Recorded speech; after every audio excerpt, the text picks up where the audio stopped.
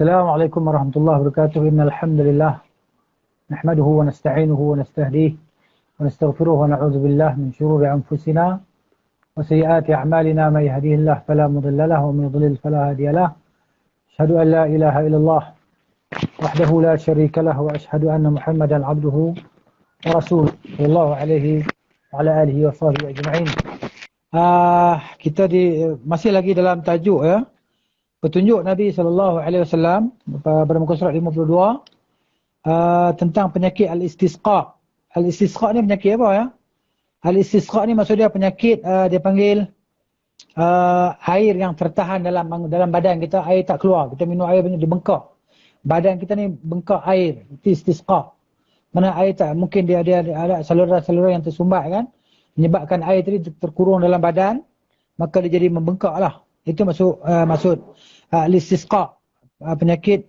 Kalau dalam bahasa Inggeris saya tengok dalam Wikipedia tu kan, dia panggil edema, E-D-E-M-A dalam bahasa Inggeris lah penyakit tu kan. Penyakit tu dia biasa dia serang pada anggota dia panggil kaki lah, dia panggil kaki bengkak kan, kaki tu dia bengkak.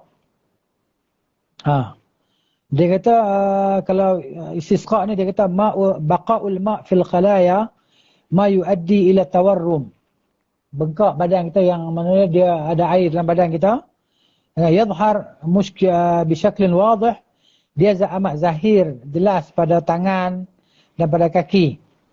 Jadi maknanya tangan kaki ni lah yang menunjukkan bengkak tangan, bengkak kaki tu kan air mana dalam badan kita tak keluar. Itu dia panggil penyakit istisqa tadi.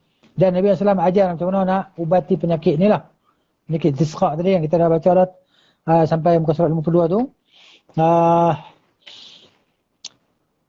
Dia kata di sini Ar-Razi qala Ar-Razi berkata, ni Fakhruddin Ar-Razi, labanul liqah yashfi awja' al-kabid wa fasad al-mizaj. Dia kata susu unta, yakni al-liqah unta, dia kata unta maknanya yang apa nama, yang kita kata yang unta, ya maksudnya yang apa nama, yang bunting macam tu lah, yang menerima air mani daripada unta jantan, macam gitu ya. Unta yang dah kita kata dah matang lah begitu kan. Unta yang dah matang tadi maknanya yang telah maknanya kita panggil dia telah menjalani proses apa nama, dengan bersama dengan unta jantan tu. Okey, susu dia tu dia kata bisa membantu menyembuhkan penyakit liver atau kerosakan metabolisme, okay? Penyakit hati, al-kabid penyakit hati lah, dia boleh mengubat penyakit hati. Jadi susu unta, dan unta dia panggil unta di sini, kalau terjemah sini unta Arab kan. Memang unta Arab pun unta apa lagi kan, ada unta tak Arab kan, unta Malaysia okay. Jadi susu unta ni dia boleh mengubati penyakit hati. Dan kita panggil kemudian dia kata apa, wa fasadul mizaj, dan apa nama, ketidakstabilan metabolisme lah dia kata kan. Gitu. Wa qala kata Ibn Qayyim lagi rahimahullah, wa qala al-Israili, berkata Israili, labanul liqah araqul alban. Dia kata susu unta ni adalah susu yang paling rendah protein dan paling banyak mengandungi airnya, dia kata. Wa aktsaruha ma'iyatan wa hiddatan. Ya, air dia banyak. Wa aqalluha ghidha'an, dan sedikit apa nama dia kandungan makanan dalam tu sedikit, dia kata. Susu unta. Okey. Sehingga lebih berfungsi membongkar sumbatan dan membersihkan perut serta menolak benda asing. Maknanya kalau kita minum dia, kita rasa nak buang air, dia lawas. Nak buang air, kan? Tak pergi tandas. Sebab dia punya apa? Sifat dia panas kan. Susu unta ni sifat dia panas. Jadi boleh jadi cirit-birit dan sebagainya. Dia fungsi dia cuci usus kita. Ya kan? Dia buang benda-benda yang tak perlu dalam badan kita kan. Dia kata di sini. Okey. Falidzalika sara aqwaha ala taltif al-fudul. Taltif al-fudul maksudnya dia ni amat kuat untuk melembutkan segala benda yang apa nama, kotoran dalam usus kita ni kan, yang keras, yang melegit semua tadi, dia akan lembutkan benda tu. Taltif, latif dan lembut lah. Al-fudul ni benda lebihan dalam dalam perut kita. Kita kata wa itlaqil batan, dan akan memudahkan perut tadi untuk menguraikan makanan ataupun mencerna dan mengeluarkan, melawaskan. Dipanggil melawaskan apa dalam perut kita tadi kan. Wa taftihus sadad, dan dia membuka segala yang tersumbatlah. Ini kelebihan susu unta. Wa yadullu ala dhalika maluhatuhu al-yasirah allati fihi li ifrati hararati haywaniyah bit-tab'. Dan itu ditunjukkan oleh kadar keasinan masin dalam garam dalam susu dia tadi yang amat sedikit, kan? Untuk menjalankan dia panggil, kalau terjemah di sini senang kita baca. Okey, mana dia? Membongkar sumbatan serta memperlunak zat makanan yang keras bila belum terlalu lama mendekam dalam perut. Kalau makanan tu tak lama dalam perut kan, baru kita makan dia lambat nak hadam. Susu ni bagus, susu unta. Susu ini juga secara spesial, saya kata di sini lah. Berguna mengatasi penyakit istisqa. Penyakit istisqa tadi maksudnya air yang terkurung dalam badan kita. Ya, wan nafa', dia kata di sini khasatan, terutamanya, gitulah. Ya kan? Kalau digunakan dalam keadaan hangat. Maksud hangat ni maksud dia lepas kita perah terus kita minum. Perah terus minum. Tapi kalau kita dah perah maksud dalam freezer, kan, dia dah dah lama dah keluar tu. Maksud dia yang terbaiknya masa perah terus minum. Sehabis diperah maksudnya langsung diminum sehabis diperah. Yang ni dia kata idza istu'mila li hararatihi allati yakhruju biha min ad-dara' ma'a bawl al-fasil. Kan dicampur dengan air susu anak unta yang juga hangat. Kan? Seperti air seni maksud dia. Dia kata dicampur dengan air susu anak unta yang juga hangat. Maksud susu tadi dia silap sikit terjemahan di sini. Susu tadi dicampur dengan air kencing dia. Air kencing unta. Ambil susu tadi untuk menambahkan kehangatan dia. Dan dia dicampur dengan air kencing dia. Kan? Maksud dia? Dia kata ma'abaulil fasil. Ma'abaulil fasil. Al-fasil ni kalau terjemah dalam bahasa kita, maksudnya anak unta yang diceraikan daripada susu daripada ibu dia. Maksudnya tak kisahlah. Unta mana-mana lah ambil susu, campur dengan air kencing unta tadi, lalu diminum. Ya? Dia kata di sini. Wa huwa har, dan dia itu dalam keadaan panas kama yakhruju minal haiwan, sebagaimana dia keluar daripada badan haiwan tadi. Fa inna dhalika mimma yazidu fi maluhatihi. Kan? Jadi maknanya semua itu akan menambah unsur garam dan memperlancar pembongkaran penyumbatan dan pembersihan perut. Kalau perut kita ni rasa macam sengkak-sengkak kan. Sengkak rasa macam tegang, angin dan macam makanan tak hadam. Kita minum susu unta dan kencing unta. Tapi tempat kita nak cari unta kat mana? Ya, ni maksud dia orang yang ada di sana, dia berpeluang lah. Kan? Kalau dia ada sakit ni, sakit yang terbengkak air dalam badan ni kan. Gitu. Kalau proses pembersihan itu terhalangi, harus ditambah dengan ubat pencahar, ini ubat pelawas yang lain lah. Tambah ubat pelawas yang lain. Gitu. Kalau kita nak bagi lawas ni, kita minum apa ya? Kan? Di antara yogurt pun lah, minum yogurt. Kan? Yogurt ni boleh melawaskan. Baik, kemudian dia kata, penulis Al-Qanun menandaskan mengatakan lah maksud gitu, berkatakan sama sekali tidak perlu dihiraukan pendapat yang menyatakan bahawa tekstur susu itu berlawanan dengan terapi penyakit istisqa. Jadi istisqa kita sebut tadi kan. Okay? Kalau dalam terjemah dia, kalau saya terjemah sini kata Sahibul Qanun ni Ibn Sina lah. Ibn Sina kan. Dari sudut perubatan Ibn Sina ni okey lah. Dari sudut akidah ni memang tak okey lah. Dia ni batiniah. Kan orang yang percaya bahawa alam ini tidak akan binasa. Kan? Alam ni kekal selama-lamanya. Jadi sebagai ulama mengkafirkan dia lah. Di antaranya Ibn Taymiyah rahimahullah mengkafirkan Ibn Sina. Begitu juga ulama-ulama yang lain lah. Kan? Az-Zahabi, Ibn Hajar semua tadi. Begitu. Dan dia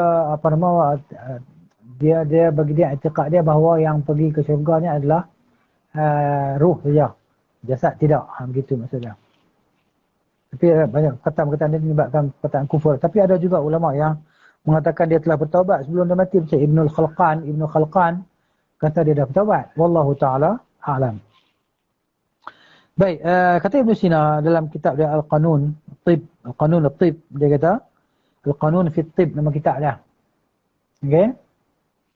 Dia kata la yultafat ila ma yuqalu, kita ambil pedulilah tentang apa yang dikatakan, dan tak perlu dihiraukan pendapat yang menyatakan bahawa dia kata min anna tabi'atul laban mudaddah li 'ilaj al-istisqa. Kita tak perlu hiraukan perkataan atau pendapat yang menyatakan bahawa susu ni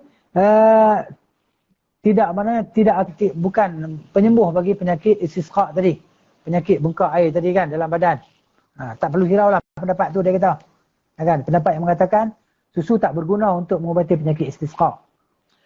Dan dia kata lagi, wa'lam, ketahuilah, kata Ibn Sina, anna laban an-nuq dawa'un nafi'un lima fihi minal jila'i birifqin. Dia kata, ketahuilah semuanya susu unta itu adalah ubat yang amat bermanfaat. Kan? Kerana padanya ada pelawasan. Dia panggil lawas kan, melawaskan perut kita tadi dengan dengan baiklah maksudnya. Dengan baik.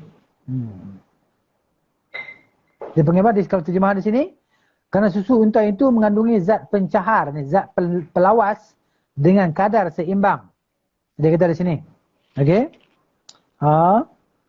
Kemudian wa ma fihi min khasiyah, dan apa yang terdapat padanya daripada pengkhususan. Itu perkara yang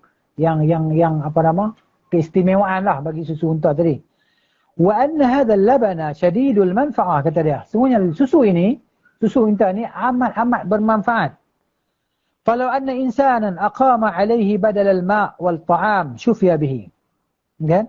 Kalau seseorang itu melaksanakan perubatan, dia melazimi susu unta tadi, ganti air dan ganti makanan, nescaya dia akan terubatlah. Syufiya bihi, nescaya dia akan disembuhkan dengannya, dengan susu unta, kata dia. Okey.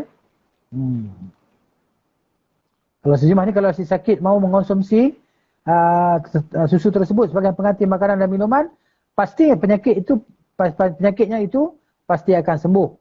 Dia kata, wa qad jurriba dhalika fi qaumin dufi'u ila biladil arab. Sesungguhnya telah diuji demikian itu pada satu kaum yang mereka itu telah pergi ke negeri Arab, kan? Negeri Arab tadi. Faqadatuhum ad-darurah ila dhalika, maka mereka ditimpa penyakitlah, dia kata. Sudah banyak dicoba oleh sebagian orang yang pernah terdampar di negeri Arab sehingga mereka terpaksa minum air susu unta. Ternyata penyakit istisqa yang mereka derita bisa sembuh. Dia kata. Susu unta terbaik adalah susu unta Arab Badui, kerana itulah unta yang paling baik mutunya. Unta yang dibelah di padang pasir di pedalaman tu kan. Itu yang terbaik lah. Baik. Kisah dalam hadis di atas menunjukkan disyariatkannya berubat dengan melakukan terapi. Kan? Mana kita ni boleh berubat dengan melakukan terapi lah. Terapi macam-macam lah terapi kan. Gitu. Itu termasuk dalam pembenaran lah. Hadis itu juga menunjukkan bahawa air kencing binatang yang berdaging halal adalah suci. Maknanya kalau kita kata apa? Kalau kambing lah. Kambing, dia kencing, kena baju kita. Kita sembahyang solat kita. Kerana kan, air kencing dia tidak najis. Berdasarkan hadis tadi, bahawa kencing unta tu kan boleh diminum.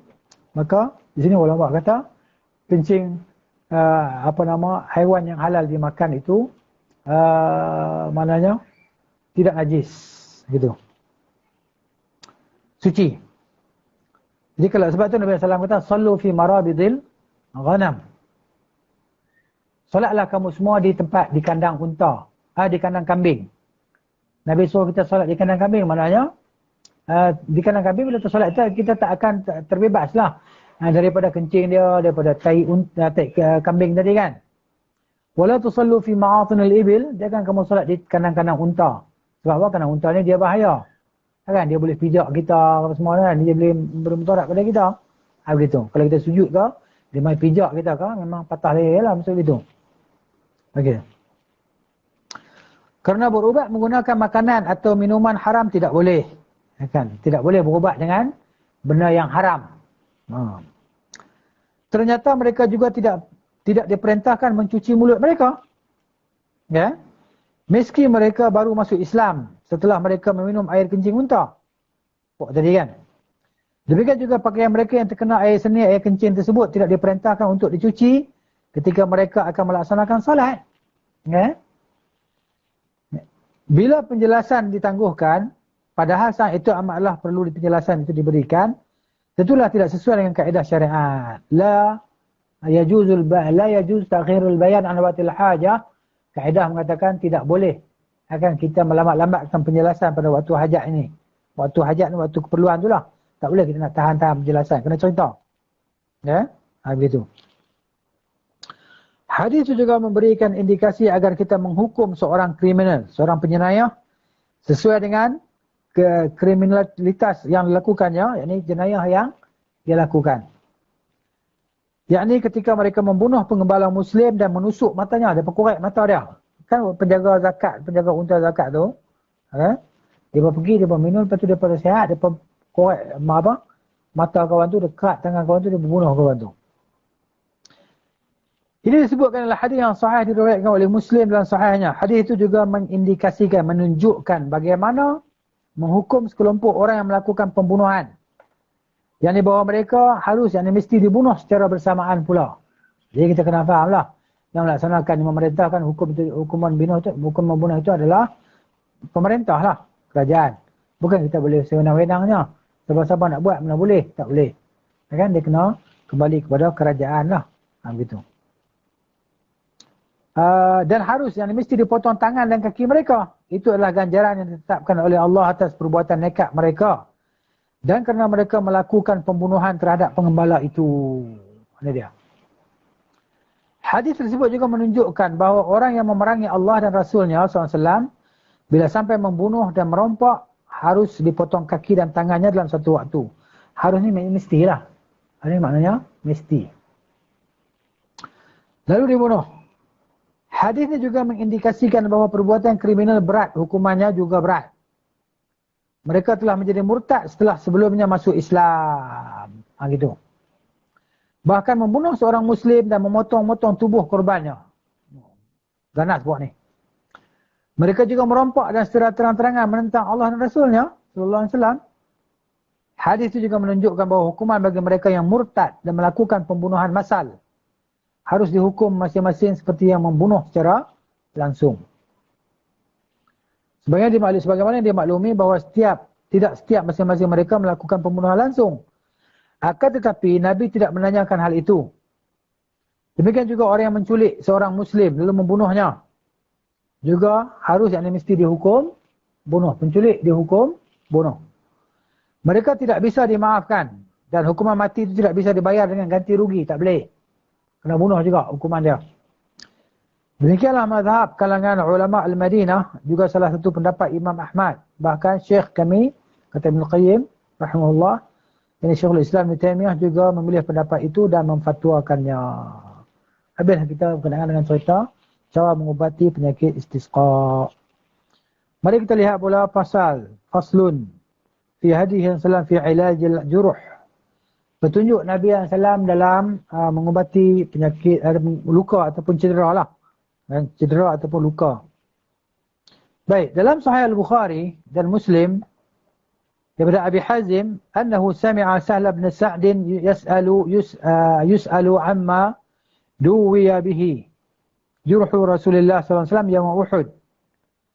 فقال جرح وجهه وكسر رباعيته وهمشت البيضة على رأسه وكان فاطمة بنت رسول الله صلى الله عليه وسلم تغسل الدم وكان علي بن أبي طالب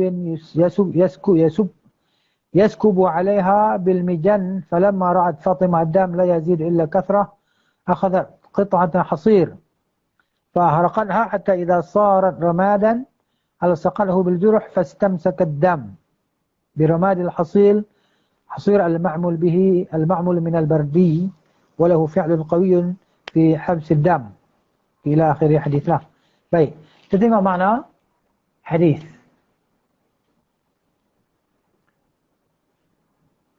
Dalam Sahih Bukhari dan Muslim diriwayatkan daripada Abu Hazim bahawa dia pernah mendengar Sahal bin Sa'ad radhiyallahu anhu ditanya tentang cara pengubatan luka yang dilakukan oleh Rasulullah sallallahu alaihi wasallam pada perang Uhud. Ia mengisahkan bahawa pada perang itu beliau sallallahu alaihi wasallam terluka wajahnya dan tulang pipinya retak. Bahkan topi besi beliau juga pecah. Fatimah binti Rasulullah SAW sendiri yang mencuci darah beliau. Sementara Ali bin Abi Talib menuangkan air ke atasnya dan tameng. Tameng ni perisai lah. Okay? Ketika Fatimah melihat bahawa darah pada tubuh Rasulullah SAW justru semakin bertambah banyak mengalir, ia mengambil sepotong kain dan membakarnya. Oh, dia terjebak ni kain. Sebenarnya kain ni bukan kain. Al-hasir ni tikar. Tikar. Kan? Tikar ni yang biasa tikar dia buat daripada daun kurma, kering kan? Daun kurma. Bukan kain ni. Dia silap ni terjemahan ni. Hasir ni bukan kain. Tu silap terjemahan. Setelah menjadi abu, kan tikar tadi dah dibakar jadi abu kan? Fatimah menempelkan abu itu pada luka Rasulullah SAW. Darah pun berhenti mengalir. Kerana abu tikar tadi hasil yang dibuat daripada merang. Anda kata apa? Okay. Merang tumbuhan air seperti rotan digunakan untuk buat tikar pada zaman dahulu. Kulitnya biasa dipergunakan sebagai alat untuk menulis. Maknanya dia panggil al-bardi, kan? Jenis tumbuhan tadi kan? Gitu. Al-bardi. Jadi dia tulis ni tumbuhan air seperti rotan. Gitulah kain yang kalau kita di sini mengkuang tu kan. Tak kisahlah. Biasa di sana dia orang guna daun kurma tu untuk dibuat tikar tu kan. Kemudian dia kata sini walahu fi'lun qawiyyun, dan baginya ada tindakan yang kuatlah. Khasiat ternyata abu itu amat berkhasiat menghentikan darah pada luka. Kerana mengandungi unsur pengering yang kuat namun tidak panas menggigit. Kerana ubat pengering luka yang menggigit justru akan menguras, akan mengeluarkan darah. Gitu. Bila abu tersebut dicampur dengan cuka dan disemburkan ke hidung orang yang terkena mimisan. Dia kata. Kan? Mimisan ni kita panggil yang apa? Yang keluar darah ke hidung tu kan. Ataupun dia kata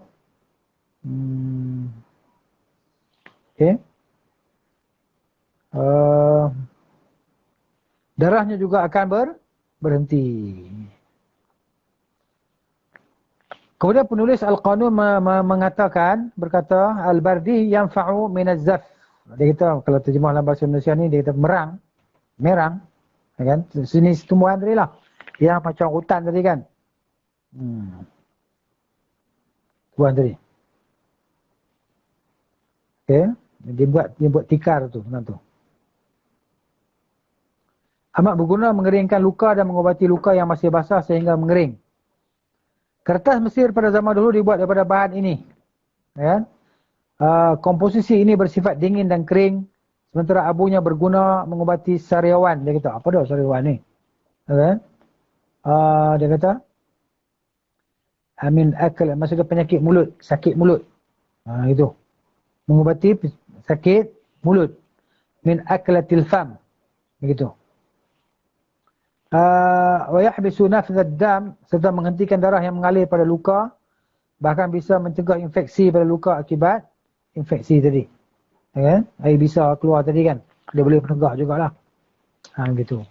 Ini nak cerita pada cara ubat luka tadi, ambil apa nama pokok tadi kan.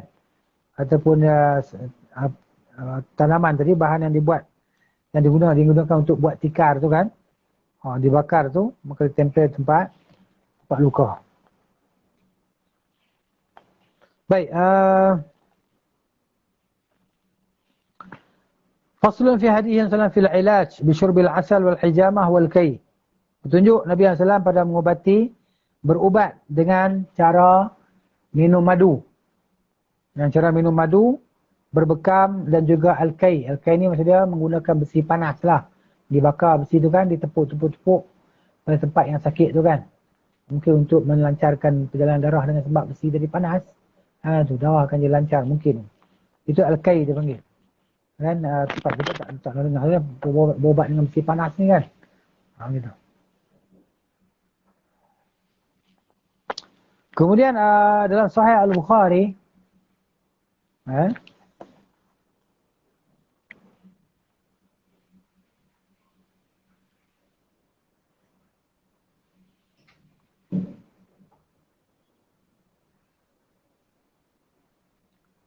dalam Sahih Al-Bukhari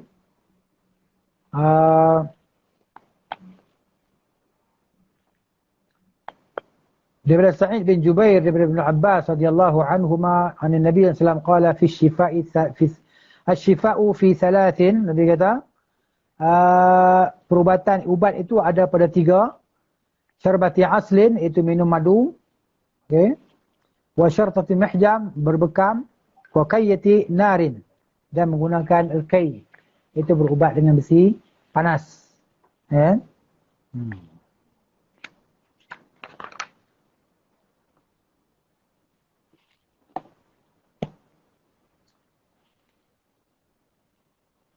Kata Abu Abdullah Al-Mazari, penyakit kerana penyumbatan ni ada beberapa jenis. Ya, darah kita tersumbat, darah tak jalan. Ambil. Ya. Jenis yang menyerang darah, jenis kuning, jenis yang menyerang tenggorokan dan jenis hitam dia kata. Ya.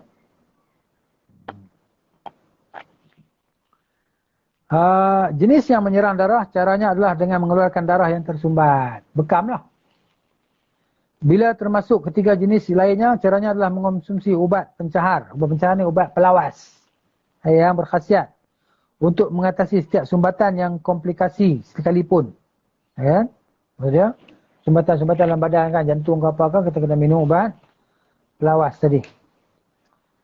Dengan menyebut madu, seolah-olah Nabi SAW hendak mengisyaratkan sebagai madu itu adalah ubat pencahar dan ubat pelawas. Madu adalah sebagai ubat pelawas. Sedangkan bekam sebagai proses mengeluarkan darah kotor. Jadi maknanya di antara penyakit, cara perubatan yang terbaik adalah bekam lah. Kan kita boleh berbekam 3 hari sekali seawal-awal cepat-cepat 3 hari sekali lah. Lewatnya sebulan sekali kan berbekam. Jadi bekam ni amat efektif lah, amat berkesan lah. Dan kita dah mencubanya. Apabila kita terasa badan kita rasa macam tak selesa, badan kita rasa berat, terutamanya orang yang kena darah tinggi, orang yang sakit gout, kan? InsyaAllah berbekam, dia dapat menahan. Dia dapat membantulah. Membantu untuk menstabilkan tekanan darah kita. Supaya tidak jadi tinggi ataupun terlalu tinggi lah. Dan Alhamdulillah saya sehingga kini, saya tidak pernah makan ubat darah tinggi. Jadi, dan saya pun ada gejala darah tinggi, tapi Alhamdulillah, sejak lebih kurang 20 tahun dah, saya amalkan bekam. Setiap 20 tahun lebih amalkan. Lebih. Bukan 20 tahun. 30 tahun. Sejak belajar di Pakistan lagi, kena penyakit migrain. Dia kena penyakit migrain yang teruk. Maknanya sangat teruk. Jadi seorang sahabat daripada Sudan, dia syorkan supaya berbekam. Tahun 1992 macam tu. Kan? Jadi saya pun start lah. Dia tu tolong bekam kita di kepalanya. Bekam di kepala. Masa dulu kita guna api lah kan. Dia bakar kertas, tebisan kertas dalam botol. Dia letakkan dalam botol tu. Dia letak kat kepala kita yang telah dicukur tadi. Maka dia akan menyedut. Kan? Dia akan sedut. Mana sedut dengan begitu kuat lah. Lepas tu lebih kurang dalam 10-15 minit dia akan keluarkan botol tadi. Maka dia buat toresan dengan pisau lah. Toresan dengan pisau di kepala tadi. Macam pisau cukur tu kan. Jadi maka dia bakar lagi sekali kertas tu. Dia letak dalam botol. Dia letak sekali. Maka dia sedut darah tadi. Oh, maknanya botol yang lebih kurang 5 inci macam tu. Hampir penuh botol tadi darah kotor. Maknanya selepas 2 hari tu Masya Allah migrain terus hilang. Maknanya dia akan datang pula setahun akan datang. Tahun depan tu sakit lagi migrain tadi. Maka saya pun dah tahu cara mengubatinya. Maka saya berbekam lagi. Jadi ia berlaku berterusan sehinggalah migrain tu tak ada dah pada diri saya. Dah tak ada, Alhamdulillah. Tak ada migrain dah. Jadi maknanya syukur kepada Allah Ta'ala. Ini memang kita dah uji pada diri kita sendiri. Dan bila dah terkena darah tinggi, dia terus berbekam. Kadang-kadang kena gout, kita bekam. Jadi insya-Allah ada manfaat dia. Jadi bekam yang terbaik. Dia kata. Ini adalah ajaran Nabi sallallahu alaihi wasallam. Dan tempoh bekam kita tahulah. Kan 17 hari bulan Islam, 19 hari bulan Islam, 21 itu waktu-waktu terbaik yang mana kata Ibn Qayyim nanti insya-Allah dia akan beritahu darah kita sedang bergejolak. Darah kita sedang dia mana tu tengah nak ni. Maka mudah bila kita bekam dia akan mudah keluar darah kotor tadi. Jadi bila keluar darah kotor badan kita akan rasa amat selesa. Begitu selesa. Tak perlu kita nak makan Panadol dan sebagainya kan. Kita jaga badan kita macam itulah. Di samping kita juga berusaha untuk jaga pemakanan lah. Jadi kerana perut ni adalah baitud da'. Perut ni adalah rumah bagi segala penyakit. Kita makan macam-macam kan. Tambah zaman sekarang ni. Dan segala benda-benda masuk dalam perut kita kan. Gitu. Benda-benda yang pengawet dan sebagainya. Itu yang menambah-nambah cepatkan kita ni kena penyakit. Jadi kita mohon kepada Allah Ta'ala syifa' min kulli da'. Ubat daripada segala penyakit. Kita berdoa minta supaya Allah sembuhkan kita daripada segala penyakit. Jauhkan kita daripada segala penyakit. Baik. Ada kita di sini. Okay. Jenis yang menyerang darah caranya adalah dengan mengeluarkan darah yang tersumbat. Ya, begitu. Bila termasuk ketiga jenis lainnya, caranya adalah dengan mengonsumsi, maksudnya mengambil lah, memakan ubat pencahar yang berkhasiat. Pencahar ni pelawas ya. Pencahar ni pelawas yang berkhasiat untuk mengatasi setiap sumbatan yang komplikasi sekalipun. Dengan menyebut madu, seolah-olah Nabi SAW hendak mengisyaratkannya sebagai ubat pencahar, ubat pelawas. Sedangkan bekam sebagai proses mengeluarkan darah kotor. Sebahagian kalangan ulama menyebutkan bahawa proses pengeluaran darah kotor termasuk dalam sabda beliau pembekaman. Ya kan? Ini syartatil mihjam. Kalau semua cara tersebut tidak menemui hasil, maka metod pemungkasnya adalah kai. Ini last sekali lah. Ya kan? Kai, last sekali. Iaitu pengubutan dengan besi panas. Mana dibakar sebenarnya kan, ditepuk-tepuk kan. Tempat sakit tu kat mana? Kat mana kita sakit kan, lenguh. Kat mana kita lenguh tadi kan? Begitu. Kalau kita kan biasanya tungku lah. Kan tungku ni maknanya yang ibu-ibu selepas bersalin tu kan, dia orang akan bakar besi kan. Dia orang akan bakar besi, dia orang akan letak daun-daun pala kat besi tu. Kemudian bila besi dah panas kan, dia orang akan balut dengan kain tebal kan, sehingga rasa panas dia kat luar kan, maka ditekan di perut dia kan, di bahagian rahim dia untuk kecutkan rahim dia akan bakar. Begitu. Itu secara tradisional dia pergunakan kan. Dia akan mencepatkan proses penyembuhan. Kan? Dan pengecutan rahim tu. Itu maksud. Itu orang tua kita kan. Dia guna besi panas tu lah. Itu tungku tu.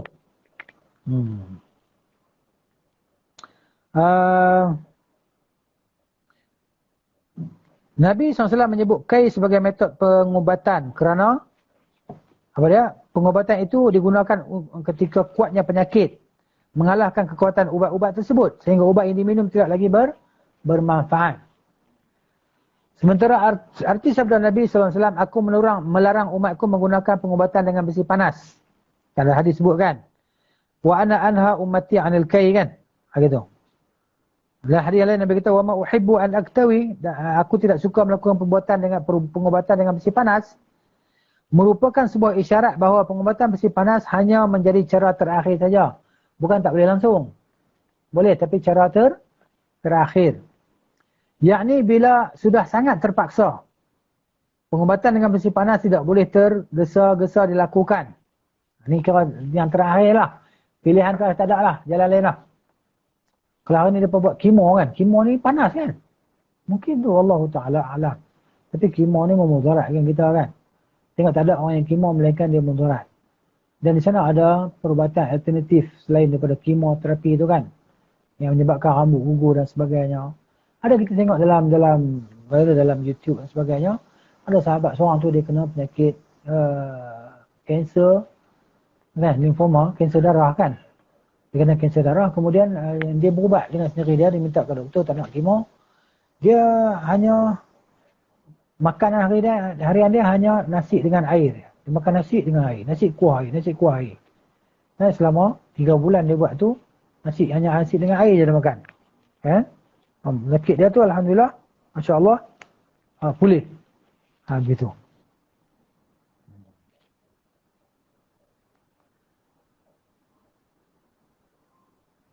Baik, itu kerana penyakit yang akan diatasi dengan besi panas terkadang justru lebih ringan rasa sakitnya dibandingkan dengan sakit kerana besi panas itu sendiri.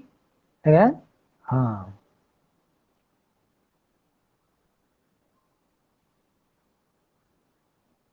Kenapa? Besi itu panas. Sakit itu tak teruk macam besi itu panas. Itu maksudnya gitu. Sebahagian kalangan medis, yakni para tabib atibba, mengatakan sementara berbagai penyakit metabolisme terkadang terjadi kerana adanya suatu unsur materi yang mengganggu atau non-materi. Ya.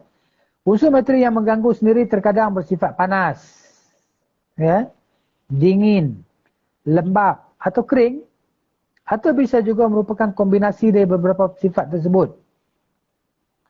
Di antara 4 sifat tersebut ada 2 sifat yang aktif, yakni panas dan dingin. Oleh sebab itu, ucapan Nabi secara langsung menyentuh metod terapi terhadap penyakit yang diakibatkan suhu dingin dan panas. Sebagai contoh saja, kalau penyakitnya panas, kita atasi dengan cara mengeluarkan darah dengan pembekaman. Jadi kalau penyakit dia panas, ya, kita atasi dengan cara mengeluarkan darah dengan pembekaman misalnya maupun sejenisnya. Kerana cara itu dapat mengeluarkan unsur buruk daripada dalam tubuh serta mendinginkan metabolisme. Kan sebagai orang dia guna apa? Al-fasdu. Al-fasdu ni macam mana? Dia ikat kaki kan, dia dah ikat kaki tu, mana kaki tu dah mula bengkak, darah terkumpul, maka dia ambil jarum, dia cucuk. Dah dia cucuk dengan jarum tadi, dia urat tadi, maka darah akan terpancar keluar kan. Di situ. Dia buang darah daripada badan. Dia panggil apa? Perubatan al-fasdu. Baik.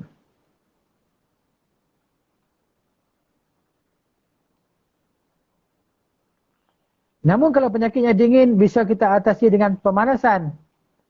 Cara itu bisa dilakukan dengan minum madu. Madu ni panas kan, kita minum dia. Gitu.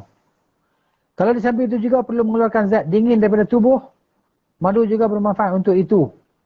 Kerana madu mengandungi zat pemasak dan perencah, pelembut, pencahar dan pelunak. Ini semua ada dalam madu lebah ni. Kalau jadikan dia macam tu. Dengan semua zat itu, seluruh zat dingin berbahaya bisa dikeluarkan dengan cara mudah dan aman daripada berbagai bentuk ubat pencahar berat. Ubat pelawas berat yang lain lah. Begitu.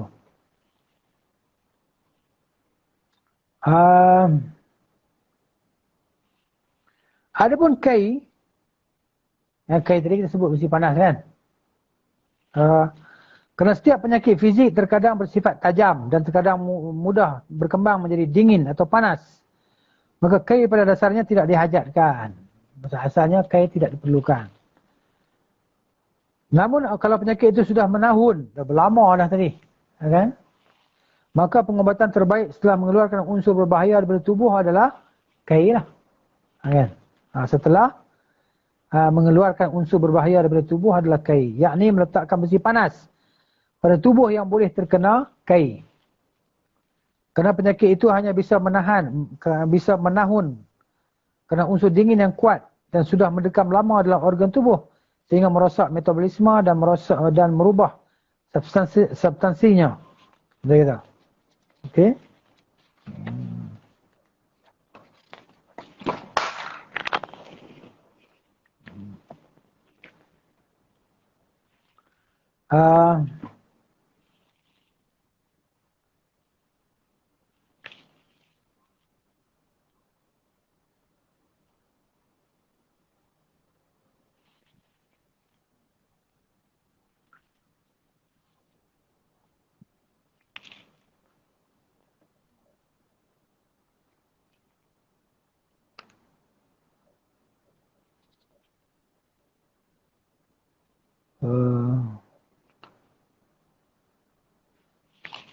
Kemudian dia kata di sini akan mengubah substansinya menjadi mirip dengan unsur dingin dan akhirnya menjadi hyperaktif dalam organ bersangkutan. Unsur ini harus yang mesti dikeluarkan daripada dalam tubuh dengan kai. Guna besi panas tadi lah. Untuk melenyapkan unsur api yang terdapat dalam tubuh melalui kai terhadap organ bersangkutan. Melalui hadis ini kita dapat mempelajari cara penyembuhan seluruh penyakit fizik. Ya.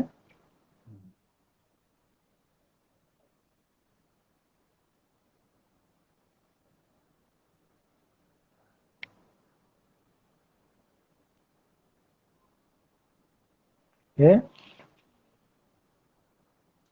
Kita juga dapat memetik pelajaran penyembuhan penyakit sederhana melalui sabda beliau SAW, semuanya demam itu berasal daripada wab jahanam, wab neraka jahanam, maka dinginkanlah dengan air. Begitu. Dan dari sini.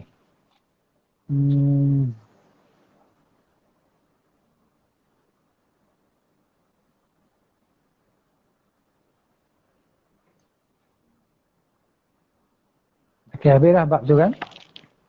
Bab apa nama? Terapi dengan minum madu, bekam dan kai. Jadi maknanya kita boleh buat lah.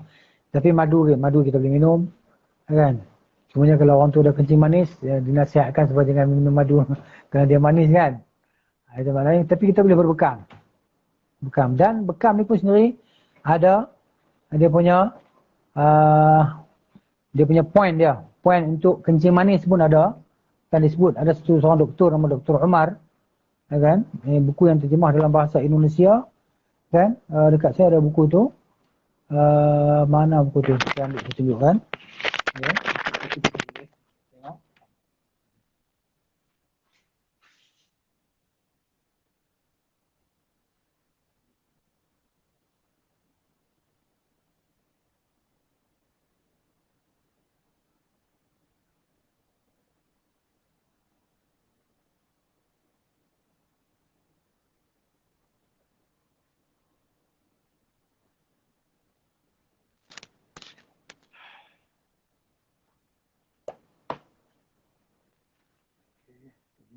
Tadi. Ini di antara buku bekam kan. Bekam. Lepas tu ada satu lagi buku bekam, dia kata sembuh dengan satu titik. Dr. Umar. Itu dia sebut di situ point bekam untuk orang yang kena kencing manis. Kat mana saya letak tadi buku tu. Ya. Jadi buku tu ada dekat saya. Maknanya boleh. Ya, berbekam untuk orang yang kencing manis lah. Tapi mana dia ada cara yang perlu dilakukan lah kena penyakit. Cuma ini melibatkan luka kan. Begitu. Tapi penggunaan jarum tu lebih selamat lah daripada menggunakan pisau. Okay? Begitu. Jadi seterusnya saya kita Yakub. Tu ada tu. Kelas, habis dah kelas. Kelas. Duduk sini. Yang kelas.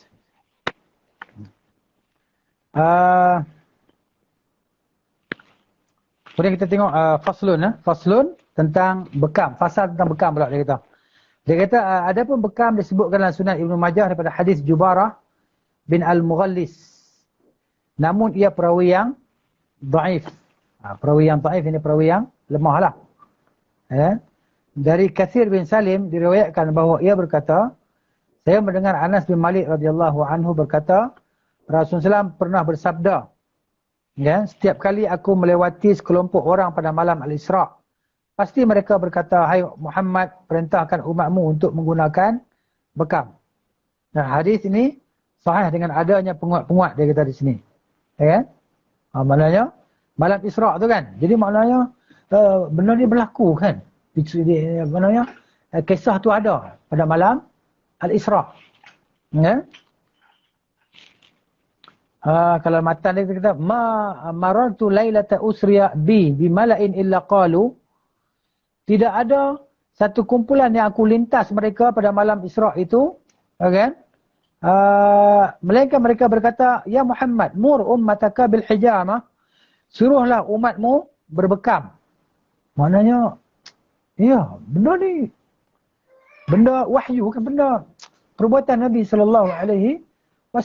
Maka ia adalah cara yang terbaik lah Sebab tu kalau orang yang kena sakit jantung ke apa ke, kan. Tetapi benda ni kita jangan tunggu sakit baru kita nak berubat. Maknanya al-wiqayatu khairun minal ilaj. Berjaga-jaga itu lebih baik daripada kita berubat. Jangan sampai kita kena baru kita nak bekam, kan. Bila dah kena baru nak berbekam, jangan macam tu. Jadi maknanya kita boleh amalkan dia secara bulanan ke, kan. Maksudnya kita pilih tarikh 17 ke, 19 ke, 21. Saya pernah pergi ke klinik akupunctur, satu tabib Cina, kan, Chinese. Saya tanya dia, sembang dengan dia. Tanya bekam ni sekerap mungkin bekam ni berapa hari? Kita bolehlah you bekam 3 hari sekali, dia kata. Cina ni cakap lah. Jadi saya try pergi buat akupunctur dekat dia, kan. Tapi maknanya yang paling selesa, paling sedap tubuh badan kita adalah dengan berbekam. Saya pun baru 2 hari, baru semalam saya berbekam. Jadi maknanya dalam sebulan tu banyak kali lah kita bekamnya. Tengok kepada keadaan tubuh kita lah. Kalau kita rasa macam tak selesa hari ni, kan, mungkin kita ada makan apa-apa makanan yang yalah, dia punca dia, sebab dia itulah dia. Kan, al-batan ni maksud dia, baitud da' ni, perut ni adalah rumah bagi penyakit, kan. Contohnya itulah, bukan kita nak salahkan makanan, tapi dia merupakan asbab lah, sebab yang kita kena tahu bahawa ini mudarat untuk kita, ini baik untuk kita, begitu. Jadi maknanya kalau apa pun kalau kita ambil dengan terlalu berlebihan, maka dia akan mendatangkan mudarat. Tapi kita ni manusia macam itulah. Kena hari kita begitu berselera, maka kita pun terlajak lupa lah. Terlajak dan kita lupa. Begitu. Baik, kita habiskan fasal ni. Sementara Imam Tirmizi meriwayatkan dalam jami'nya dari hadis Ibnu Abbas radhiyallahu anhuma dengan makna senada bahawa beliau bersabda, hendaknya kalian menggunakan bekam, hai Muhammad. Ini pun hadis Tirmizi, dia kata terdapat Abbad bin Mansur, seorang perawi dhaif. Hal tersebut disebabkan jeleknya hafalannya, juga berubah hafalannya. Tapi hadis Tirmizi ini dhaif lah. Dalam Sahih Al-Bukhari dan Muslim diriwayatkan daripada Tawus dari Ibnu Abbas radhiyallahu anhuma bahawa Rasulullah pernah berbekam dan memberi upah kepada tukang bekamnya. Ini kita boleh terima upah bekam. Kita buat bekam kat orang, orang bagi duit, kita ambil. Tapi kalau orang tanya berapa, tak payahlah letak harga. Bagilah 100, bagilah 200. Kan? Bagilah 300, bagilah 500, bagilah 1,500. Tak boleh. Kan, berdasarkan hadis, mana kita kena himpunkan hadis yang melarang tu. Nabi kata kasbul hajjam khabithun, kan, usaha ambil upah daripada berbekam itu kotor, keji. Tetapi di sana Nabi SAW sendiri, bila Nabi sahabat buat bekam, Nabi akan bagi upah kepada orang yang buat bekam kepadanya SAW. Jadi maknanya boleh kita ambil upah berbekam, tapi jangan kita letakkan harganya berapa. Tapi itulah orang yang buat bekam pada orang ni, kan, panggil orang yang bekam di rumah dia, kan, fikirlah sama. Kan, takkan nak bagi RM1 kawan tu, takkan nak bagi RM10 kat orang tu, kan. Minyak kereta dia dah berapa ringgit dah nak mari rumah kita, kan. Tol dia lagi, masa dia lagi, dan pekerjaan dia tu mana dia nak kena buat kerja lain untuk cari rezeki dia, terpaksa dia berhenti nak pergi buat bekam ni, kan. Jadi maknanya yang buat bekam, yang berbekam, minta orang bekam pada badan ni, faham-faham sajalah, kan. Takkan nak bagi RM10, takkan bagi RM5. Bagilah sekurang-kurangnya RM50 ke, RM100 ke, kan. Masa dia tu, kemudian kepakaran dia, kemudian jarum dia, tisu dia, apa dia punya ubat alkohol tu, kan, untuk sapu swab tadi, kan. Begitu. Jadi kita sama-sama faham, memahami lah. Saling faham, memahami gitu. Jadi maknanya, kalau saya mungkin tak ada. Kalau orang minta pun kita sibuk, kan. Melainkan kita rasa nak tolong, kita tolonglah. Begitu. Tapi kalau orang sakit yang amat sangat tak tahan dah, kita pun dah untuk nak jalan bermangkak-rangkak, kan. Jadi kita pun ada belas kasihan juga. Kita pergilah tolong, kan, kalau kita ada masa. Begitu. Ada kemampuan. Kemudian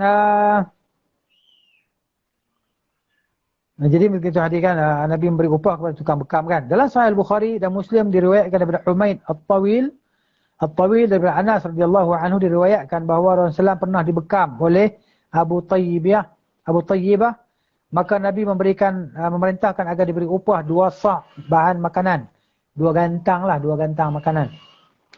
Maka Nabi SAW memerintahkan agar beliau meringankan beban dharibah bagi orang tersebut. Lalu beliau berkata kepada para sahabat, sebaik-baik cara pengobatan kalian adalah, bagi kalian adalah bekam. Nampak tak ni? Hadis Al-Bukhari. Sebaik-baik cara pengobatan bagi kalian adalah bekam. Habis tu kalau kena COVID nak bekam juga apa? Kan, dari mana setiap, itulah disebut tadi kan, ada penyakit dingin, panas tadi kan. Gitu kan. Kita bekam ni maknanya kita bekam je lah. Tak ada masalah apa. Mungkin dia bukan sebagai penyebab bagi sakit COVID tu. Tapi dia akan memberi daya tahan tubuh badan kita. Wallahu ta'ala a'lam. Bila Nabi cakap benda ni mesti ada kebaikan dan manfaat dia. Dalam Jami' At-Tirmizi diriwayatkan daripada Abbad bin Mansur bahawa ia berkata, saya pernah mendengar Ikrimah meriwayatkan bahawa Ibnu Abbas memiliki 3 orang budak yang pandai membekam. Kan? Jadi kita bekam, kita ajar isteri kita bekam, ajar anak-anak kita bekam. Kan, saya ajar anak-anak saya, ya, anak yang kita kata umur 11, 12 tahun, 13 tahun. Dia boleh berbekam. Kita minta tolong dia orang lah. Kita nak bekam tu, nak kat belakang kita sendiri mana boleh. Kalau kat bahagian depan kita boleh buat sendiri, di belakang kita siapa nak buat. Jadi kita minta tolong lah. Begitu. Kita ajar dia. 2 di antaranya biasa mengambil upah dari beliau dan keluarganya ketika membekam. Sementara seorang di antaranya bisa membantu beliau dan keluarga beliau dengan kepandaian bekamnya. Ibnu Abbas radhiyallahu anhuma pernah berkata, Nabi Islam bersabda, orang yang paling baik adalah seorang tukang bekam. Kerana ia mengeluarkan darah, meringankan otot kaku dan mempertajamkan pandangan mata orang yang dibekamnya. Mata jadi semakin cergas, semakin cerah dengan bekam tadi kan. Ya, dia ada poin-poin semua ni, poin untuk mata, untuk jantung, untuk pinggang kan. Untuk apa lagi? Untuk darah tinggi, untuk kerja manis, ada poin-poin tu. Kan? Tadi saya cari buku untuk yang poin untuk kerja manis tu, tak boleh saya buka tunjuk kan. Dia punya titik dia kan. Tak mana. Begitu. Kemudian sesungguhnya saat Rasulullah SAW Mi'raj, setiap kali melewati sekelompok malaikat, setiap itu pula mereka berkata, hendaknya engkau membiasakan diri melakukan bekam. Selalu kan kita lakukan. Ibnu Abbas radhiyallahu anhuma menambahkan, waktu terbaik untuk melakukan bekam adalah tanggal 17. Yakni 17 bulan Islam lah. Kita sekarang bulan Rejab kan. Hari ni 1 Rejab. Maknanya 17 Rejab. 19 Rejab. 21 Rejab. Ini tarikh terbaik. Ya, ini waktu bulan sedang nak mengambang kan. Bulan nak naik tadi. Jadi gitu, darah kita pun waktu tu sedang bergejolak. Darah kita tadi. Kan? Maka kita bila kita bekam, zoom, dia akan keluar banyak darah. Dan baru ni pun saya tarikh yang ke-17. Daripada akhir baru ni saya bekam memang banyak darah. Kan? Kalau hari lain semalam bekam darah tak banyak. Semalam buat bekam juga. Tapi darah tak banyak. Tapi kenapa tak tahan badan kita? Kita rasa macam berat. Kepala kita rasa berat. Kan? Rasa macam tak selesa nak tidur. Tidur pun tak selesa. Duduk pun tak selesa. Maka dia, ubat dia bekam. Poin dia di leher. Di sini lah darah tinggi kan. Leher kiri kanan dan di belakang dia. Dan juga poin dia di sini. Kan, kita boleh bekam di sini. Kan? InsyaAllah akan keluar darah yang kotor. Maka kita boleh tidur dengan selesa dan kita bangun dengan mudah. Kita bangun tidur dengan mudah insya-Allah. Jadi kalau orang tak biasa bekam, biasa-biasakanlah dengan bekam. Tak takut jarum. Jarum kecil je, bukan besar mana pun. Besar mata pen ni ya. Jarum dia. Dia lepis sikit. Kan? Bukan sakit pun. Kan? Mandi tak pedih pun. Melainkan kalau kita guna blade lah, guna pisau cukur tu kan, itu memang pedih lah. Itu memang lepas bekam jangan mandi lah. Kerana nanti dia punya luka tu tak sembuh lah. Tapi kalau guna pisau tu lebih efektif, lebih berkesan daripada jarum tadi. Sebab dia akan mengeluarkan darah lebih banyak. Kan, dia keluarkan darah lebih banyak daripada pen tu. Tapi saya tak nak berani guna pisau, saya guna jarum je lah. Guna jarum pun dia akan mengeluarkan darah yang banyak. Boleh tahan lah insyaAllah. Begitu. Okey. Itu tarikh-tarikh dia. Rasulullah bersabda, sungguhnya pengobatan terbaik bagi kalian adalah sa'ud, ladud, bekam dan jalan kaki. Ya? Rasulullah pernah melakukan ladud. Beliau pernah berkata, siapa yang bisa melakukan ladud terhadapku, maka semua diam saja. Yang tinggal di rumah ini hanyalah yang bisa melakukan ladud, yakni Al-Abbas. Hadis ini gharib diriwayatkan oleh Ibnu Majah. Apa dia ladud tadi? Kan? Ladud, sa'ud, kan? Di sini. Tengoklah bahasa Arab dia.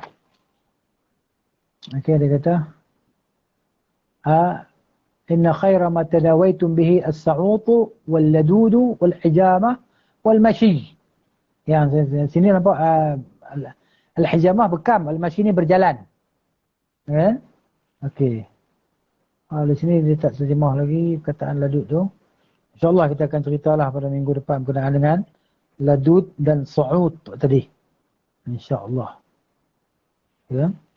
Jadi itulah dia apa yang dapat kita baca pada malam ini. Bismillahi ta'ala wa bitaufiqihi. InsyaAllah nanti kita sambung berkenaan ini. Dan kita akan bacalah insyaAllah berkenaan dengan ladud. Syarah bagi hadis perkataan ladud, sa'ud. Kan, gitu. Adapun bekam dengan jalan kaki tadi, kita dah baca fahamlah. Maksudnya antara cara pengubatan tadi berjalan. Jalan. Sebab tu orang tua kita dulu sihat walafiat kan. Dia bukan macam kita nak pergi sana pun naik motor, dekat pun naik motor. Jalan 50 meter pun naik motor. Kan? Hampir kita tak berjalan langsung. Ada sebahagian orang saya tengok kan dalam rumah dia pakai kursi roda motor tu. Kan? Tapi nampak dia macam sihat je, boleh jalan lagi kot, tapi dia rasa macam tak seronok berjalan kot. Dia pakai yang motor kursi roda tu kan. Pergi dapur, pergi mana kan. Akhirnya nanti dia tak boleh jalan langsung lah. Kan. Sebab darah duduk macam kita lah. Dah asyik duduk di kursi, membaca, menulis kan. Jadi dia bahaya jugalah. Ada aktiviti jalan ni kan. Jadi semoga Allah Ta'ala mudahkan bagi kita untuk menjaga kesihatan kita. Kerana kesihatan yang baik tadi, kita akan dapat memperbanyak dan mempergiat ibadah kepada Allah Subhanahu wa Ta'ala. Jadi cukuplah untuk malam ini. Semoga Allah memberkati kita semua dan beri taufik kepada kita semua ke jalan yang lurus. Dan kita akhiri dengan tasbih kafarah. Subhanakallahumma wa bihamdika asyhadu an la ilaha illa anta astaghfiruka wa atubu ilaik. Assalamualaikum warahmatullahi wabarakatuh.